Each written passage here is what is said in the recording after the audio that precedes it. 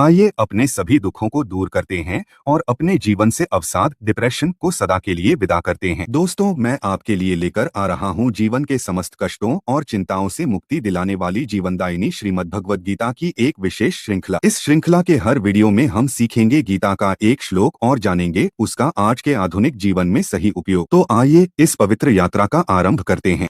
भगवद गीता श्लोक 59 विषया विनिवर्तन्ते निराहारस्य देहिन रसवर्ज रसोप्यस्य परं दृष्ट्वा निवर्तते।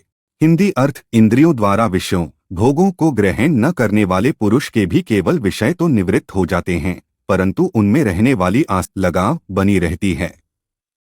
लेकिन इस स्थितप्रज्ञ पुरुष की वह आसक्ति भी परमात्मा का साक्षात्कार करके निवृत्त हो जाती है। सरल व्याख्या, जब कोई व्यक्ति उपवास करता है या इंद्रियों को जबरदस्ती रोकता है तो वह बाहरी रूप से तो शांत दिखता है, लेकिन मन के भीतर उन चीजों को भोगने की इच्छा बनी रहती है। यह श्लोक सिखाता है कि इच्छाओं का पूरी तरह से अंत तभी होता है जब मनुष्य को ईश्वर या उच्च आनंद का अनुभव हो जाता है। डिटेल्स। इस श्लोक में भगवान श्री कृष्ण अर्जुन को इंद्रिय निग्रह, इंद्रियों पर नियंत्रण और मन की आसक्ति के बीच का सूक्ष्म अंतर समझा रहे हैं। एक, विषयों की निवृत्ति, बाहरी त्याग। जब कोई व्यक्ति बीमार होता है या व्रत उपवास रखता है तो वह भोजन या अन्य सुख सुविधाओं का त्याग कर देता है। भगवान कहते हैं कि ऐसी स्थिति में विषय जैसे स्वादिष्ट भोजन, मनोरंजन तो पीछे छूट जाते हैं, लेकिन मन के भीतर उन्हें पाने की लत या स्वाद बना रहता है। उदाहरण, यदि कोई डॉक्टर किसी को मीठा खाने से मना कर दे तो वह व्यक्ति मीठा नहीं खाएगा, बाहरी त्याग, लेकिन मन ही मन मीठे की इच्छा करता रहेगा। रस का बने रहना यानी भीतरी लगाव, केवल वस्तुओं को छोड़ देना ही पूर्ण नियंत्रण नहीं है।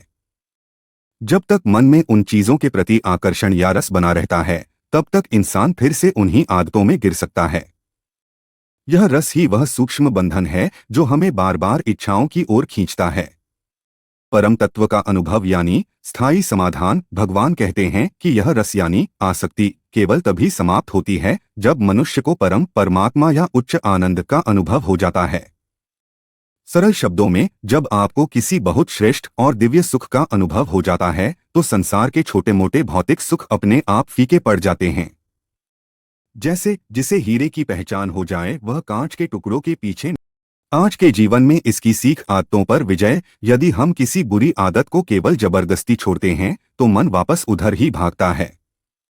इस श्लोक के अनुसार हमें अपनी ऊर्जा को किसी ऊंचे लक्ष्य या रचनात्मक कार्य यानी क्रिएटिव वर्क में लगाना चाहिए, जिससे पुरानी आदतें अपने आप छूट जाएं।